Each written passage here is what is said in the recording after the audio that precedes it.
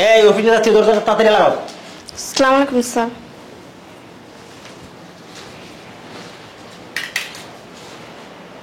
আপনি কে? স্যার আমি বাসার কাজের লোক নতুন।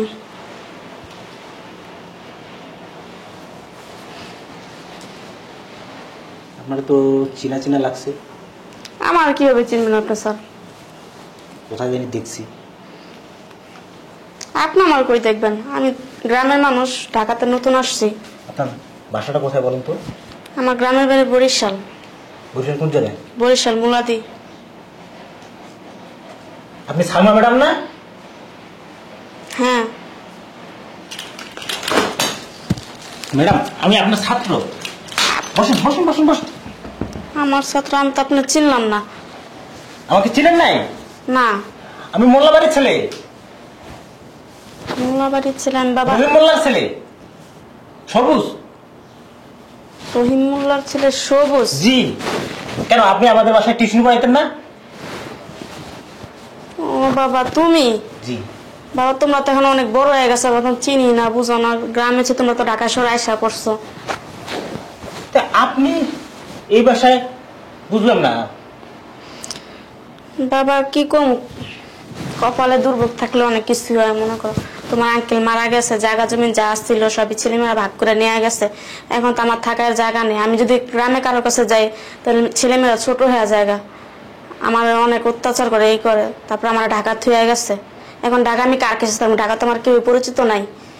এখন এখানটা যাবার পথে এবারে ম্যাডাম আমার দেখা চাকরি দিচ্ছে। কি ব্যাপার? স্যার এই ফকিনি বেরিয়ে কথা কইতেছে, আবার পায়ে হাত দিয়ে সালাম করতেছে, আবার সোফায় বসাইতেছে। মনে হয় কোনো পরিচিত। আমার লগে তো জীবনে ভালো করে কথা কই নাই। ব্যাপারটা ম্যাডামরে জানাই দেব। কি হয়েছে তোর? তুই এমন ভাবাইতেছিস কেন? আপনি এখানে আর আমি আপনার সব জায়গায় খুঁজতেছি। স্যারে কি ফকিন নাকি? এই কি বলতেছিস এইগুলো? ওই যে নতুন কাজের বউ রাখছেন না, হ্যাঁ স্যারে কি করছে জানেন? কি করছে? ওই কাজের বউ পা ধরে সালাম করতেছে। কি? হ্যাঁ। তুই মনে হয় ভুল দেখছস। আরে ম্যাডাম ভুল দেখি নাই, আবার তারা সোপায় বসাইছে, কথাবার্তা বলতেছে, মনে হইতেছে ওনার মা। এই তোর কোনো মানে ভুল হইতাছে। তোর স্যার এমন করতেই পারে না। আপনি বিশেষ না হলে আমার লগে চলেন। যদি মিথ্যা হয় না দেখিস আজকে তোর চাকরি নট করে দেবো। চলেন ম্যাডাম চলেন, আমি তো আপনারই লোক। চলেন। বুঝা শুনে কথা বলিস কিন্তু। হ্যাঁ ম্যাডাম এখন তো আমার সময় নেই, অফিসের সময় হয়ে যাচ্ছে। ঠিক আছে আমি আসি, বাসায় এসে আপনার বিস্তারিত গল্প শুনুন। ঠিক আছে দোয়া করেন। হ্যাঁ রাখি। হ্যাঁ দেখছেন ম্যাডাম, দেখেন আমি মিথ্যা কথা বলি নাই। বুঝলাম না। কি বুঝবা? হ্যাঁ কি বুঝবা? তুমি কি করতেছিলা? হাত দিয়ে সালাম না করে মাথাটা ঠুকতা। বাবা রে বাবা, কালকে আইসা আজকে আপনি আমার সোফায় বসছেন। হ্যাঁ আপনার সাহস তো কম না। এই জন্য ফকিন্নিদের লাই দিতে নাই, বুঝছেন?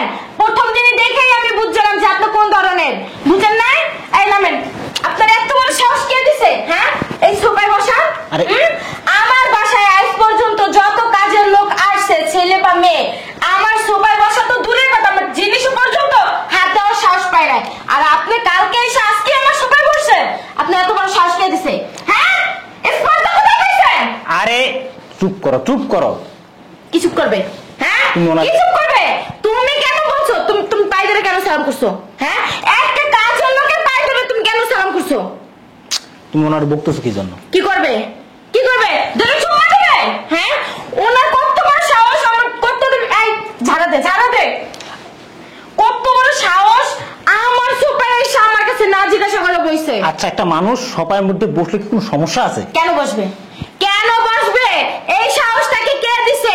অধিকার কে দিছে আমার সোফায় বসার? ও আমার বাসায় কাজ করে না? দীর্ঘ 5টা বছর ধরে ও আমার বাসায় কাজ করে, কই ও তো কখন আমার সোফায় বসে না। হ্যাঁ উনি কেন বসবে? আচ্ছা বসছে কোনো সমস্যা হয়েছে? একটা জিনিস বুঝলাম না, কালকে আইসা আজকে ওনার জন্য এত দরদ। কে? আমার জামাই আসতে আসতেই তাবিজ করে নিছেন। হ্যাঁ আপনাকে আমি কাজে রাখবো না, আপনি বেরোন। আচ্ছা তুমি এরকম করতেছো কি জন্য? একটা কথা বলবো না, কাজের মহিলার জন্য তুমি তোমার সমস্যা কি? তুমি একটু চুপ করবা? আমি চুপ করবো? হ্যাঁ তুমি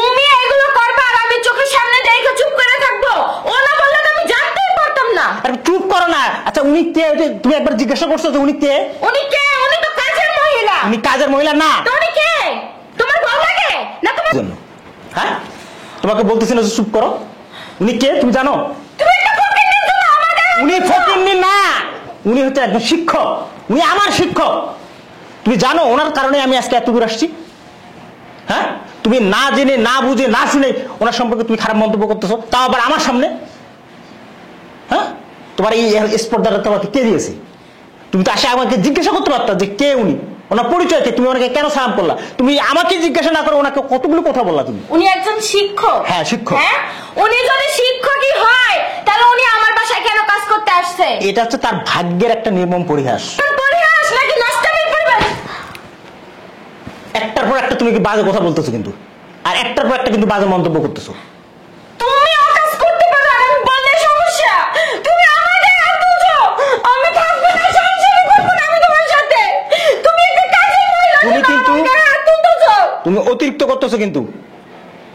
আমি অতিরিক্ত করতেছি? হ্যাঁ, তুমি অতিরিক্ত করতেছো। মানে ওই গেটে যাওয়া পর্যন্ত আমি আটকে ফেলেছি, এর জন্য তুমি আমার সাথে এই কথা বলতেছো? ছি ছি ছি ছি। আমি করবো না তোমার সংসার। এই বাইরে বাইরে বাইরে আমার বাসা থেকে বেরো বেরো। বুড়ি খাটাস, সংসারটা ভাঙতে হইছে আমার। চুপ করবা কি? তারপর মন্তব্য করো। উনি এক হচ্ছে আমার শিক্ষাগুরু, এবং ছোটবেলা থেকে উনি আমাকে লালন পালন করে বড় করছে। মায়ের আসনে আমি ওনাকে রাখছি। আমি যখন গ্রামে গেছি, গ্রামে গিয়ে দেখি যে উনি নাই গ্রামে।